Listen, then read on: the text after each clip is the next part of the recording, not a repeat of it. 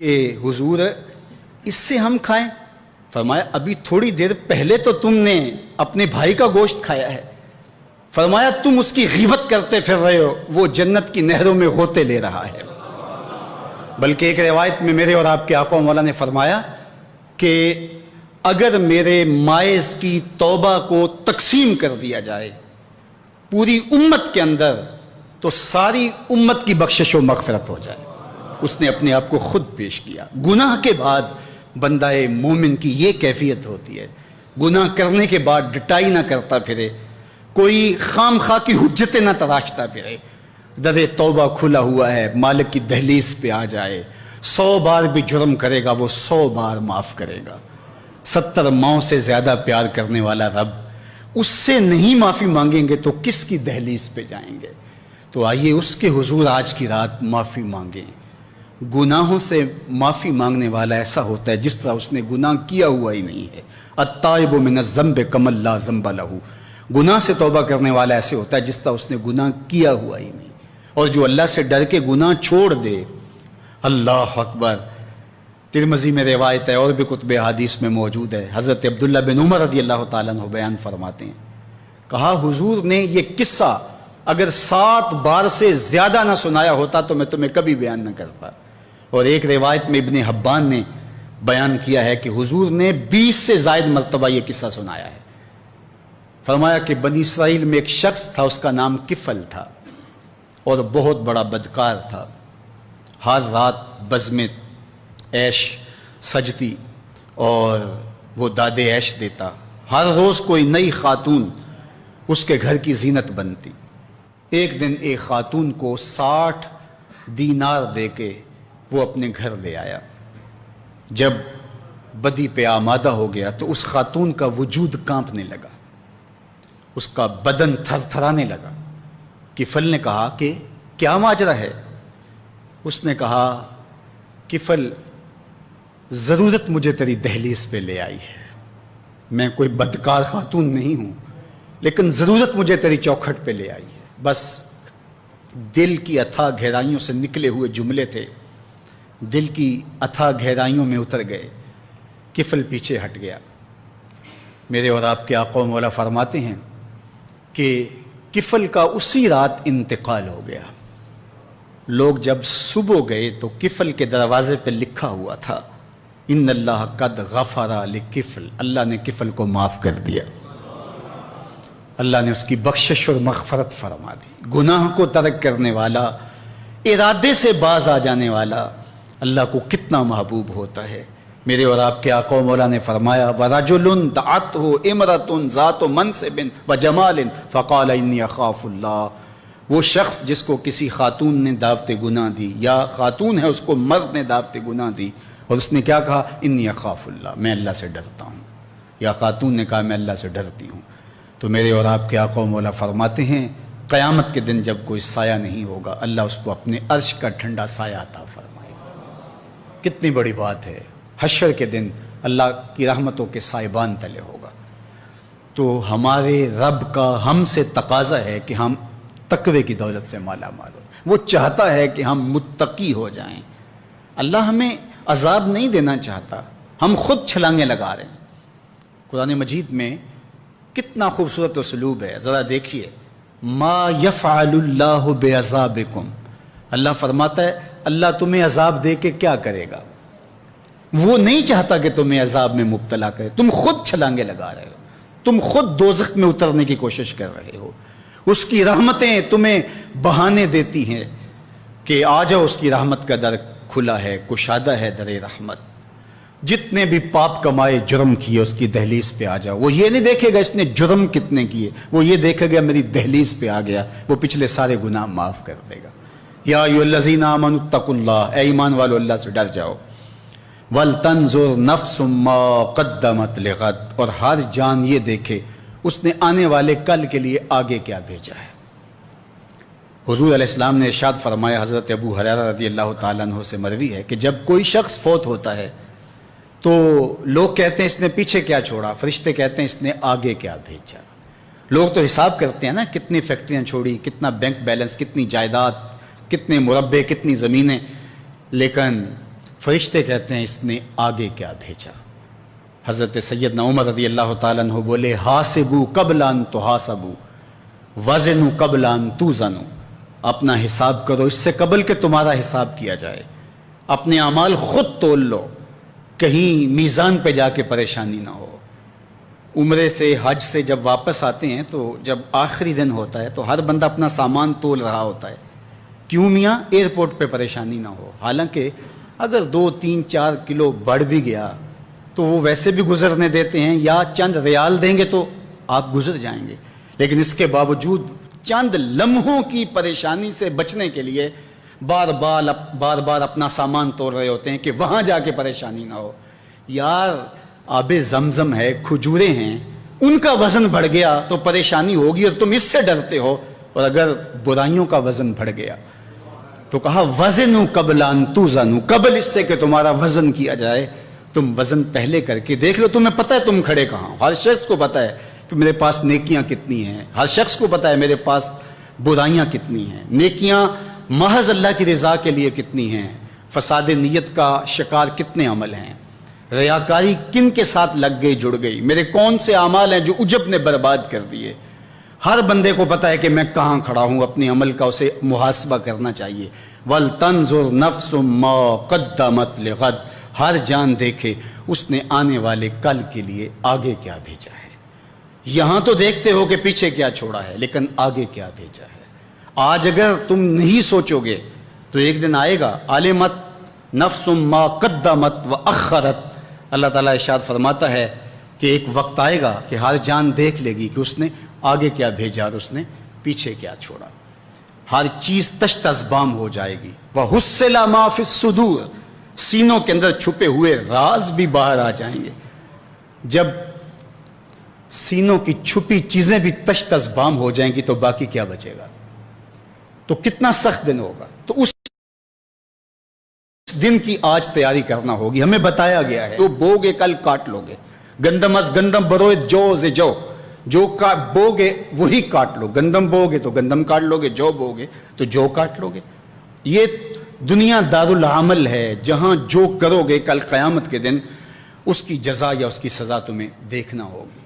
اور قیامت کے دن جب نامہ اعمال ہاتھ میں دیا جائے گا بندہ حیرت زدہ ہوگا، آنکھیں پھٹی کی پھٹی رہ جائے گی۔ ما لہذا الکتاب لا یغادر صغیرۃ ولا کبیرۃ الا احصاها، ہائے اس کتاب کو کیا ہو گیا، اس نے چھوٹی بڑی کوئی بات نہیں چھوڑی، سب کچھ لکھ دیا۔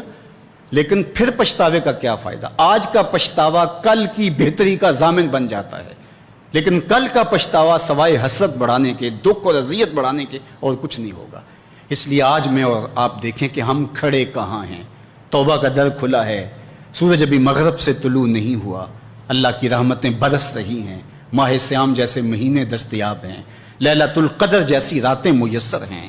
اٹھے ہوئے ہاتھ وہ موڑتا نہیں، خالی نہیں پھیرتا۔ ان ربکم حیی کریم یستحیی من عبدہ اذا رفع یدیہ الیہ ان یردہما صفرا، تمہارا رب حیا کرنے والا سخی کریم ہے، بندے جب اس کے سامنے ہاتھ پھیلا کے دعا مانگتے ہیں اللہ فرماتا ہے مجھے شرم آتی ہے ان کے اٹھے ہوئے ہاتھ خالی کیسے موڑوں۔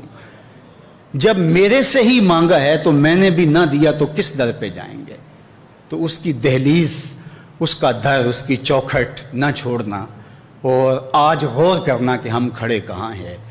رومی علیہ الرحمہ نے اس مثال کو، اس حقیقت کو ایک مثال سے سمجھایا۔ کہتے ہیں کوئی جزیرہ تھا، وہاں کا سیاسی نظم یہ تھا کہ سال کی آخری تاریخ کو جو ان کا موجودہ بادشاہ ہوتا اس کو جنگل میں چھوڑتے اور نیا بادشاہ لینے کے لیے وہ ساحل پہ آ جاتے۔ جو پہلا شخص ساحل پہ اترتا اس کو اپنا حکمران مان لیتے، جو بھی حکمران بن جاتا وہ خوش ہو جاتا، حالانکہ اس کو بتا دیتے کہ ایک سال کے لیے تجھے منتخب کیا ہے، سال کی آخری تاریخ کو تخت سے اٹھائیں گے، باندھیں گے، جکڑیں گے، اور اسی جزیرے کے دوسرے کنارے ایک جنگل ہے جہاں خاردار جھاڑیاں اور موذی جانور ہیں، وہاں تجھے پھینک دیں گے۔ وہ بھول جاتا، کہتا دیکھی جائے گی۔ اور سال کی آخری تاریخ جب وہ رسیاں اور زنجیریں لے کے آتے تو وہ پریشان ہو جاتا کہ آنکھ جھپکنے میں سال گزر گیا، پتہ ہی نہیں چلا۔ پھر روتا ہوا چیختا ہوا اس جنگل میں جاتا اور لوگ اس کو چھوڑ کے آ جاتے اور درندوں کا رزق بن جاتا، اور جو بھی آتا اس نے کبھی انکار نہیں کیا تھا۔ پہلی بار ایسا ہوا کہ جس شخص کو انہوں نے ہار ڈالے، گارڈ آف آنر دیا، تعظیم تکریم دی، سیلوٹ کیا. اس نے کہا یہ سب کیا ہے؟ کہا کہ آج کے بعد تو ہمارا حکمران ہے. کہا میں تو امور سلطنت نہیں جانتا، میں تو تاجر آدمی ہوں، چیزیں بیچنے آیا ہوں. کہا کہ ہمارا اصول یہی ہے کہ سال کی پہلی تاریخ کو پہلا شخص جو جزیرے پہ قدم رکھتا ہے وہ ہمارا حکمران ہوتا ہے. اس نے کہا میں تو امور سلطنت کو نہیں جانتا، تو یہ کس طرح ذمہ داری قبول کر سکتا ہوں؟ انہوں نے کہا کہ تمہیں کرنا ہوگی، اس کے علاوہ کوئی راستہ نہیں ہے، ہمارا یہ قانون ہے، ضابطہ ہے. اور یہ بھی بتا دیں کہ سال کی آخری تاریخ کو تجھے اسی جنگل کے دوسرے کنارے چھوڑ آئیں گے جہاں موذی جانوروں کا رین بسیرا ہے. تو اس نے کہا اگر انجام اتنا دردناک اور خطرناک ہے پھر تو میں بالکل جانے کے لیے تیار نہیں ہوں. تو انہوں نے کہا تو چاہے نہ چاہے باندھ کے بھی تخت پہ بٹھانا پڑا تمہیں بٹھائیں گے. اس نے کہا اچھا مجھے یہ بتاؤ کہ سال بعد میری بات مانو گے یا نہیں؟ اس نے کہا کہ ہاں، قانون میں تو ترمیم نہیں کر پائے گا، لیکن یہ ہوگا کہ تیرے انتظامی حکم ہم ماننے پہ مجبور ہوں گے. اس نے کہا ٹھیک ہے، میں تمہارا حکمران بننے کے لیے تیار ہوں. رومی بولتے ہیں کہ جب بھی کوئی شخص تخت نشین ہوتا تو وہ بھول جاتا کہ میرے 7 سال کی آخری تاریخ میں کیا ہونے والا ہے.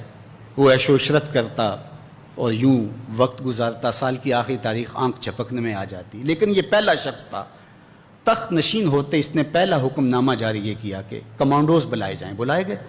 کہا اس جنگل میں چلے جاؤ جہاں تم بادشاہوں کو پھینک کے آتے ہو اور وہاں کے موذی جانور کاٹ ڈالو.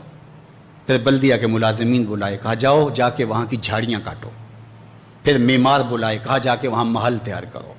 کچھ لوگوں کو بلایا، کہا جا کے وہاں پھول لگاؤ، پھلدار درخت لگاؤ، سایہ دار شجر لگاؤ. پوری حکومتی مشینری اس جنگل کو کٹوانے، وہاں کے موذی جانور قتل کروانے اور وہاں خوبصورت محل بنوانے، کنویں کھدوانے اور پھلدار درخت لگوانے میں صرف کر دی. اب سال کی آخری تاریخ کو جب وہ زنجیریں لے کر آئے تو اس نے کہا کہ مجھے کیوں جکڑتے ہو، میں خود جانے کے لیے تیار ہوں. اس لیے کہ یہ اس تخت پہ آرام سے نہ بیٹھا، یہاں بیٹھ کے تیاری وہاں کی کرتا رہا جہاں اس نے جانا تھا. کافر اور فاسق دنیا کے تخت پہ عیش کرتا ہے، بھول جاتا ہے کہ میں نے کہاں جانا ہے. اور صالح مومن اس تخت پہ آرام سے نہیں بیٹھتا، جہاں جانا ہے اس کے لیے تیاری کرتا رہتا ہے. اور جب جنازہ اٹھتا ہے تو وہ کہتا ہے اجلوا بی ولا تؤخروا بی، دیر نہ کرو مجھے جلدی لے جاؤ، میرا تو وہاں انتظار ہو رہا ہے. اور پھر جب وہ وہاں پہنچتا ہے تو القبر روضۃ من ریاض الجنہ، وہ جنت کے باغوں میں سے باغ بن چکی ہوتی ہے. وہ سارے تھور، ساری جھاڑیاں، ساری آگ اور وہاں کے سارے بھڑکتے ہوئے شعلے بجھا چکا ہوتا ہے اپنے اعمال کے لشکر بھیج کے. ہم نے دیکھنا ہے کہ ہم یہاں آخرت کے لیے کچھ بھیج رہے ہیں کہ یہی سب کچھ لٹا رہے ہیں. دنیا کے مختلف ممالک میں جانا ہوتا ہے. تو ایک دفعہ میں اٹلی گیا تو وہاں ایک شہر میں مجھے کچھ دوست لے گئے، تو وہ چھوٹا سا گھر تھا، تو 20 سے 30 لوگ وہاں رہ رہے تھے. تو میں بڑا حیرت زدہ ہوا. تو میں نے کہا کہ آپ یہاں تنگ سی جگہ پہ 20-25 لوگ رہ رہے ہیں تو اتنی مشکل میں کیوں رہ رہے ہیں؟ تو کوئی بڑا سا گھر خرید لیں، آسودہ رہیں. تو انہوں نے کہا کہ جناب آپ ہمارے علاقے میں جا کے دیکھیں، 5-5 کنال کے گھر ہم نے وہاں شروع کیے ہیں. ہم یہاں کمائی کرنے آئے ہیں، عیش کرنا تھوڑے آئے ہیں. ہم تو چند سالوں کے لیے آئے ہیں، اس لیے ہم یہاں سے کماتے ہیں، بھیجتے وہاں ہے جہاں ہم نے ہمیشہ جا کے رہنا ہے. میں نے کہا یہی تو میں سمجھانے آیا ہوں، جہاں جتنا رہنا ہے وہاں کا انتظام بھی اس حساب سے کرو. حضور نے فرمایا کن فی الدنیا کانک غریب او عابر السبیل، دنیا میں ایسے رہو جس طرح مسافر اجنبی رہتا ہے. سڑک عبور کرنے والا دائیں بائیں سے دیکھ کے سڑک عبور کر جاتا ہے. یہ دنیا پر جینا لگا کے بیٹھ جاؤ، چند دن کے لیے آئے ہو. یہ آخرت کی کھیتی ہے، دار العمل ہے، وہ آخر دار الجزا ہے. تو قبل اس سے کہ وہ وقت آئے ہاتھ ملتے رہ جائیں. آج کا پچھتاوا کل کی بہتری کا ضامن بن سکتا ہے، لیکن کل کا پچھتاوا سوائے حسرت بڑھانے کے اور کچھ نہیں ہو سکتا. بلکہ میں نے کتب میں پڑھا کل قیامت کے دن نیکوکار بھی پچھتائیں گے. بدکاروں کا پچھتانا تو سمجھ میں آتا ہے، نیکوکار کیوں پچھتائیں گے؟ جب اپنے اچھے اعمال کی جزا دیکھیں گے تو وہ پچھتائیں گے، ہائے جو چند لمحے ضائع کر دیے وہ بھی کیوں ضائع کر دیے. تو آئیے میں اور آپ اپنی آخرت کی تیاری کریں اور دیکھیں، ہر شخص غور کرے اس نے آنے والے کل کے لیے آگے کیا بھیجا. واتقوا اللہ، پھر کہا اور اللہ سے ڈر جاؤ. میرا رب بار بار کہہ رہا ہے اللہ سے ڈر جاؤ، اللہ سے ڈر جاؤ. وہ کیوں اپنے سے ڈرانا چاہتا ہے؟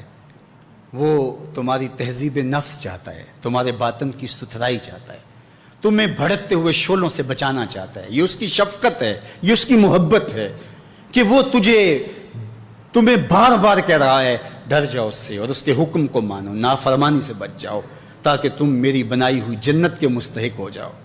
اللہ اکبر، واتقوا اللہ ان اللہ خبیر بما تعملون، اور جو تم کرتے ہو تمہارا رب اس سے باخبر ہے۔ مت سمجھنا کہ وہ دیکھ نہیں رہا، تم کو چھٹی دے رکھی ہے تو اس کا یہ مطلب نہیں ہے کہ تم اس کی پہنچ سے باہر ہو یا اس کی نگاہوں میں نہیں ہو۔ تمہارے ایک ایک لمحے کو وہ دیکھ رہا ہے، ایک ایک ساعت کو ملاحظہ کر رہا ہے۔ بند کمرے ہوں یا مخفی غاریں، تم جہاں بھی داد عیش دو تمہارا رب تمہیں دیکھ رہا ہے۔ کالے پہاڑ کی گہری غار میں چیونٹی چلتی ہے تو اس کے ننھے اور مہین پاؤں سے سینہ سنگ پر جو لکیر بنتی ہے تمہارا رب اس کو یوں دیکھتا ہے جیسے دیوار چین کو دیکھتا ہے۔ تو کیا وہ تمہارے اعمال کو نہیں دیکھتا؟ تمہارے ایک ایک عمل کو، تمہارے ارادے کو، تمہاری آنکھوں کی خیانت کو، تمہارے دل کے ارادے کو دیکھتا ہے، ایک ایک چیز سے وہ آگاہ ہے۔ تو آئیے آج میں اور آپ اپنی زندگی کو ایسے منظم کریں۔ یہ ماہ صیام میں تڑپتی گرمی، سخت موسم، زباں کانٹا بن گئی، حلق خشک ہو گیا اور ہم پانی نہیں پی رہے، ٹھنڈا پانی دستیاب ہے، کوئی دیکھ بھی نہیں رہا، وضو کرتے بھی احتیاط کرتے ہیں، میاں کیوں نہیں پانی کا 2 گھونٹ لے لیتے؟ ٹھنڈا پانی ہے، میٹھا پانی ہے۔ کہا ہم نے روزہ رکھا ہے، اللہ دیکھ رہا ہے۔ ماہ صیام میں ہم پانی نہیں لیتے، اس لیے ہمیں یہ یقین ہوتا ہے تنہائی میں بھی اللہ دیکھ رہا ہے۔ یار جو اللہ رمضان میں دیکھتا ہے وہ غیر رمضان میں بھی دیکھتا ہے۔ پانی پینے لگو تو دیکھتا ہے، رشوت لینے لگو تو تب بھی دیکھتا ہے، آنکھ بھٹکے تو تب بھی دیکھتا ہے، خیال بہکے تو تب بھی دیکھتا ہے، سوچوں میں آوارگی آئے تو تب بھی دیکھتا ہے۔ یہ یقین تمہارے ساتھ اگر جڑ جائے کہ تمہارا رب تمہیں دیکھ رہا ہے تو پھر گناہ کرنا مشکل کیا ناممکن ہو جائے گا۔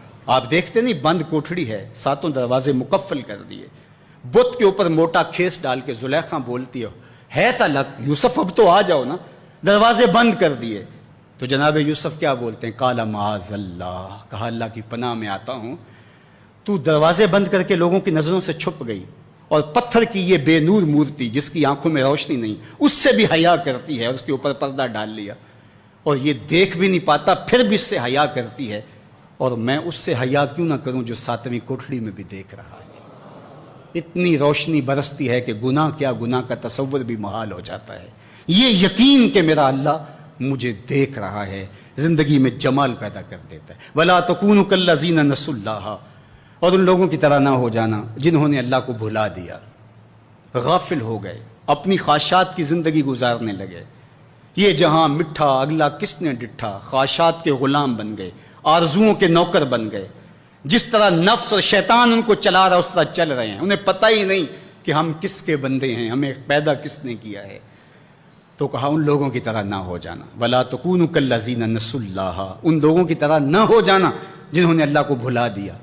پھر اللہ نے ان کو سزا کیا دی، ذرا غور کیجئے سزا کتنی باریک ہے۔ فَأَنْسَاهُمْ أَنفُسَهُمْ، اللہ نے انہیں خود فراموش بنا دیا۔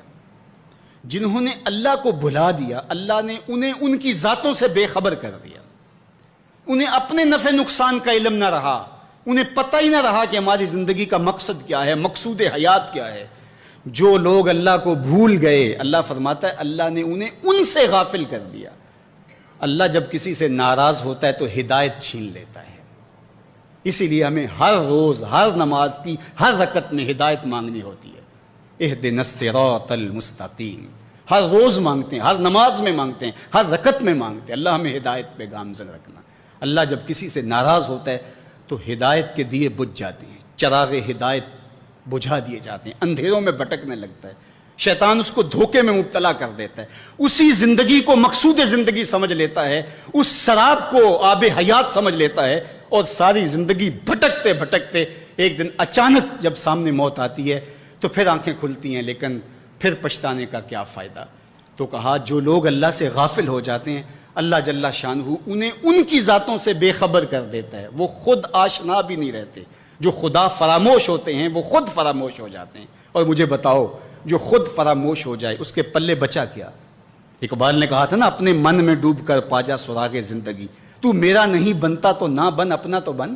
اور جو اپنا بھی نہ ہو، جس کو یہ بھی نہ پتا ہو کہ میں ہوں کون، میں کہاں ہوں، میرا مقصد زندگی کیا ہے، مقصد حیات کیا ہے، کھانا پینا اور لذتوں کا حصول، یہ تو چوپائے بھی کرتے ہیں، تو اشرف المخلوقات کاہے کا ہے؟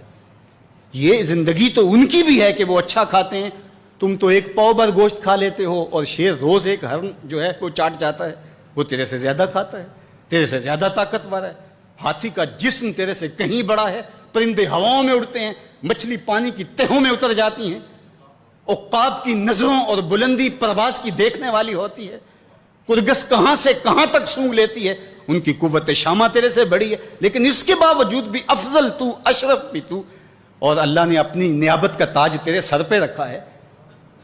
جب تو اپنے آپ سے ہی آگاہ نہیں ہے تو پھر تو ہے کیا؟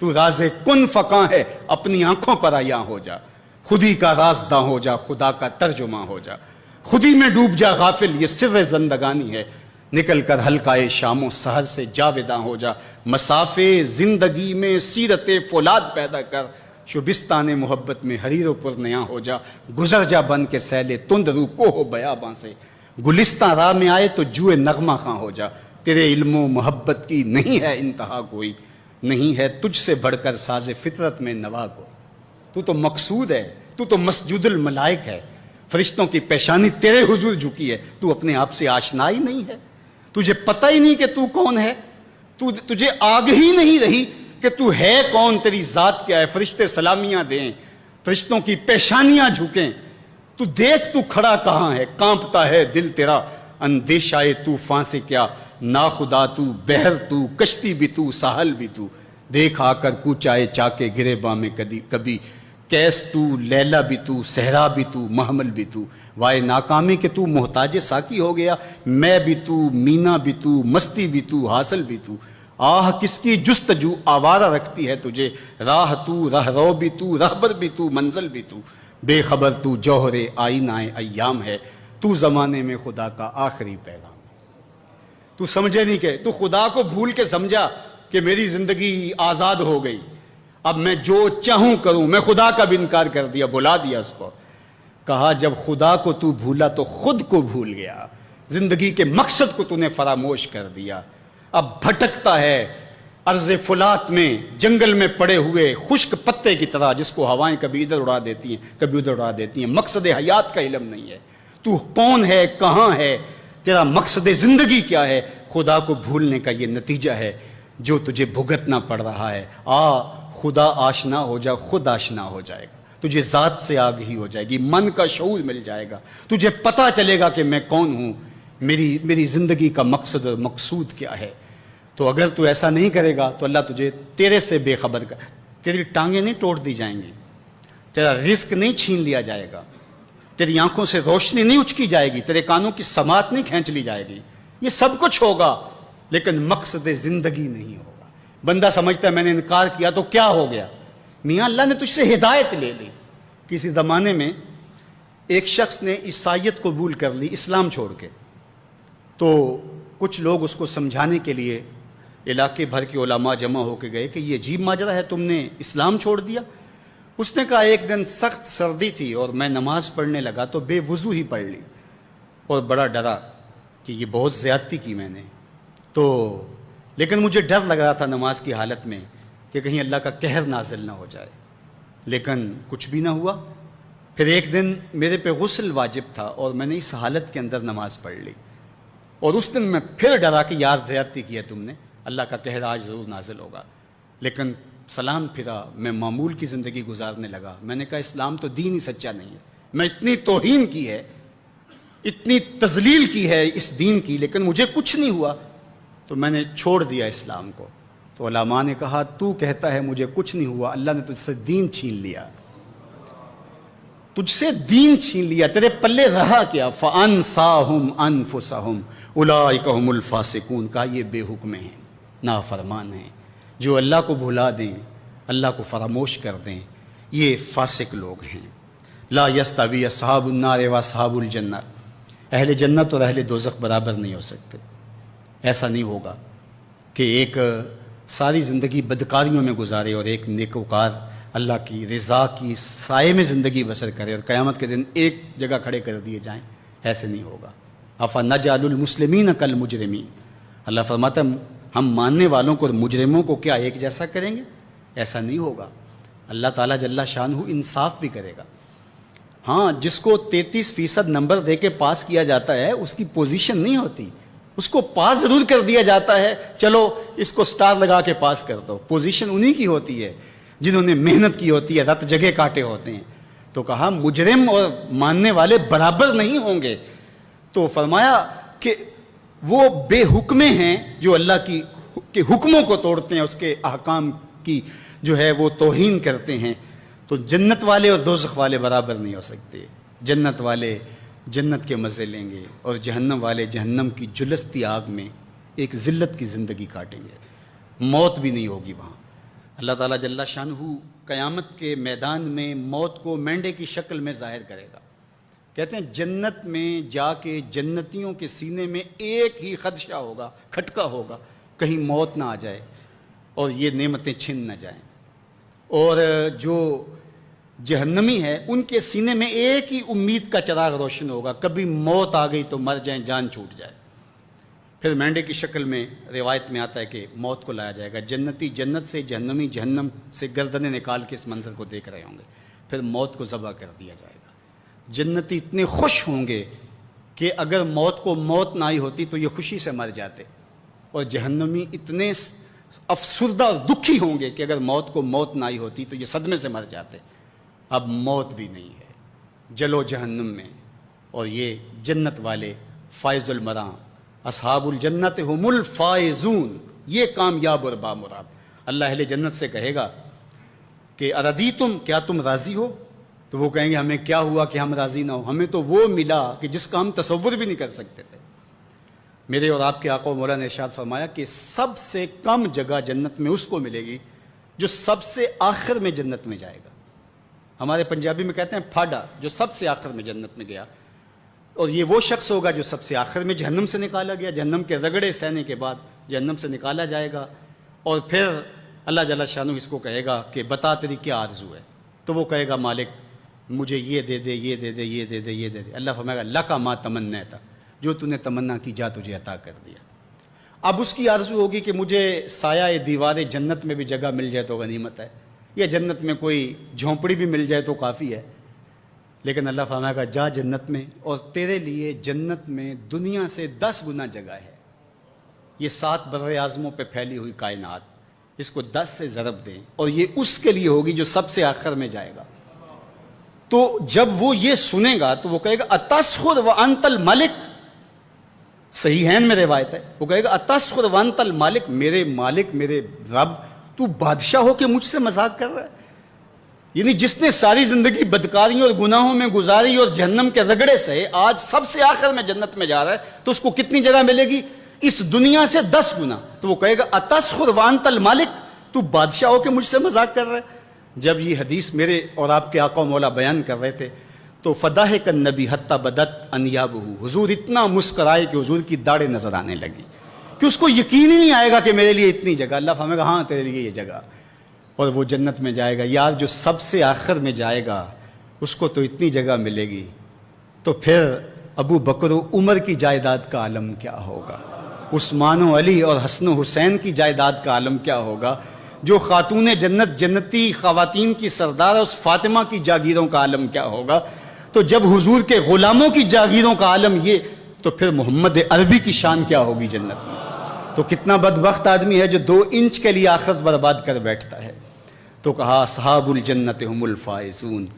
اب ارشاد فرمایا وَلَوْ أَنزَلْنَا هَذَا الْقُرْآنَ عَلَى جَبَلٍ لَرَأَيْتَهُ خَاشِعًا مُتَصَدِّعًا مِنْ خَشْيَةِ اللَّهِ. یہ قرآن جو ہم نے تمہیں دیا، کہا اگر ہم یہ پہاڑوں پہ نازل کرتے تو اللہ کے خوف سے ریزہ ریزہ ہو جاتے.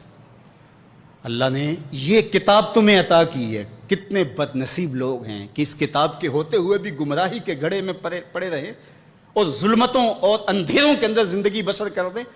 کہا اس کتاب کی تاثیرات، اس کے فہم کے اجالوں سے اتنی تاثیر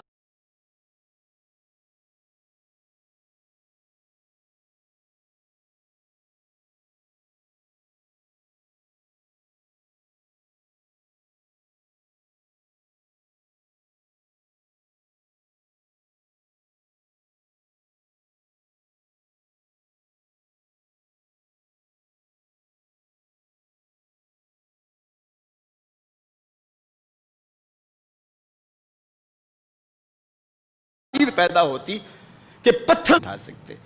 پہاڑوں نے کہا کہ ہم کو ساروں اور پربتوں کے سلسلے رکھنے کے باوجود، فلک بوس چوٹیاں رکھنے کے باوجود اس بوجھ کو نہیں اٹھا سکتے. سمندروں نے جن کی محیط گہرائیاں دہلا دیں، انہوں نے کہا ہم نہیں اٹھا سکتے. فحملھا الانسان، انسان نے کہا میں اٹھاؤں گا. جب تم نے خود اٹھایا تو آج بھاگ کیوں رہا ہے، فرار کا راستہ کیوں اختیار کر رہا ہے؟ یہ قرآن آج سینے سے جوڑ اور اپنی زندگی میں اتار لے. لیلۃ القدر کے حسین لمحوں میں عہد کریں کہ قرآن کے ساتھ زندگی گزاریں گے. گر تو می خواہی مسلمان زیستن، نیست ممکن جز بقرآن زیستن. اگر تو مومن بن کے جینا چاہتا تو قرآن کے بغیر جی نہیں سکتا. اس کا ایک ایک لمحہ، ایک ایک ساعت، تیری زندگی کی ایک ایک گھڑی قرآن کے ساتھ گزرنی چاہیے تھی. تیرے سینے کا انتخاب کیا اس قرآن کے نزول کے لیے، پہاڑوں پہ نازل نہیں کیا. کو ہمالیہ کی چوٹیاں موجود تھی، پربتوں کے سلسلے موجود تھے، یہاں تا حد نظر پھیلے ہوئے سمندر موجود تھے، زمین کی چوڑی چھاتی موجود تھی، لیکن کسی کو اللہ نے یہ امانت دی. یہ امانت تو تجھ کو دی اور تو نے اس کو سمجھا ہی نہیں، طاق میں رکھ دیا، غلاف میں لپیٹ دیا. اس کو غور کر، تیری روح بھی وجد کرنے لگ جائے گی. عرب کے 4 بڑے شاعر، ان میں سے ایک کا نام لبید بن ربیہ، بہت بڑا نام ہے. اس نے ایک شعر کہا کہ وجلت سیول عن الطلول انہا زبر تجد متونہا اقلامہا. وہ جب گزرتی ہیں پانی کی لہریں تو کبھی آپ نے دیکھا کہ وہ جو ریتلی زمین ہوتی ہے اس کے اوپر نقش و بنگار بن جاتے ہیں. تو اس کا نقشہ کھینچا کہ ادب کی کھلی کتاب ہو اور کسی نقاش نے قلم سے بوٹے تراش دیے ہوں، تو کہا سیلاب گزرنے کے بعد وجلس سیول عن الطلول، وہ جو ٹیلے ہیں ریت کے، ان کے اوپر یوں نقش و بنگار بنے ہوئے ہیں، کأنہا زبرن، گویا کہ وہ تختیاں ہیں، کتابیں ہیں.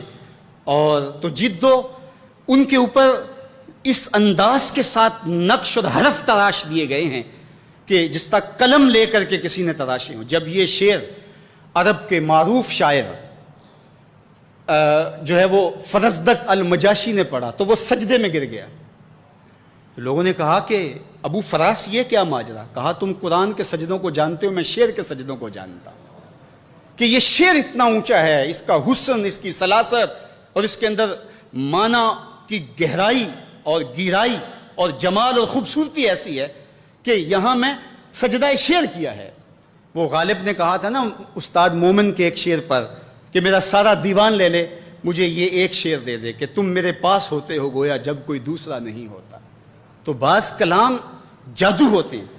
تو وہ لبید اتنا بڑا شاعر کہ جس پر عرب کا بہت بڑا شاعر اس کے شعر پر سجدہ ریز ہو، جب قرآن پڑھتا ہے تو پھر شعر کہنا چھوڑ دیتا ہے. اللہ اکبر. حضرت ابو موسیٰ اشعری رضی اللہ تعالیٰ عنہ کو حضرت عمر نے بھیجا کہ لبید کو بلا کے لاؤ. وہ بلا کے لائے، کہا کہ کوئی کلام سناؤ. کہا جب سے سورہ بقرہ اور سورہ آل عمران پڑھی ہے میں نے شعر کہنا چھوڑ دیا ہے، یہ صورتیں ہی میرے لیے کافی ہیں. تو قرآن تو وہ موجز بیان کلام ہے اگر زندگی میں اس کے اجالے اتر جائیں. لیکن افسوس اس امت نے اس قرآن سے اپنے تعلق کو توڑ دیا. قرآن زندگی تھی، قرآن حیات نو تھی. یہ پستیوں سے اٹھا کر بلندیوں تک پہنچا دینے والی کتاب تھی. یہ زندگی کے اجاڑ پن کو بہاروں میں تبدیل کر دینے والی کتاب تھی. اقبال نے ایک مقام پہ کہا کہ فاش می گوئیں ماں کے در دل مزمرست این کتاب نیز چیزیں دیگرست. اگر تو مجھے پوچھے تو میں کھل کے بیان کروں، یہ کتاب نہیں ہے، یہ کوئی اور ہی شے ہے. یہ تو زندگی بدل دینے والی کتاب ہے، یہ تو حیات آفریں کتاب ہے. اس کا لفظ لفظ روشنی ہے، اس کا حرف حرف اجالا ہے. حیات آفریں کتاب سے کیوں نہ جڑا تو؟ اپنی زندگی کو کیوں تو نے روشنیوں سے مالا مال نہ کیا؟ صرف غلاف میں لپیٹ کر کے تو نے طاق پہ سجا دیا، اور یا پھر تیرا بوڑھا مرنے لگا تو تو سورہ یاسین لے کے بیٹھ گیا. کتنی سچی تنقید کی کہ ببند صوفی و ملا اسیری حیات از حکمت قرآن گیری با آیاتش ترا کار جزی نیست کہ از یاسین او آساں بمیری. تو جاہل صوفی اور کاہل ملا کے ایسے پھندے میں پھنسا کہ تو نے قرآن سے زندگی تلاش نہیں کی. قرآن کی آیتوں سے تجھے صرف اتنا سروکار ہے. جب تیرے بوڑھے کی روح اٹکنے لگی تو تو سورہ یاسین لے کے بیٹھ گیا کہ میں اس کو پڑھوں اور اس کی روح آسانی سے نکل جائے. اقبال نے کہا کوئی شک نہیں کہ اس سے اس کو فائدہ ہوتا ہے، لیکن افسوس کی بات ہے اس قرآن سے بھی تو نے مرنا سیکھا، کاش اس قرآن سے جینا سیکھ لیا ہوتا. اس کا حرف حرف حیات آفری ہے، زندگی دیتی ہے یہ کتاب. یہ من کی روشنی کا سبب ہے. میرے اور آپ کے آقا و مولا نے فرمایا تھا لوگوں میں تمہارے اندر دو بھاری چیزیں چھوڑ کے جا رہا ہوں، تمہیں لاوارث چھوڑ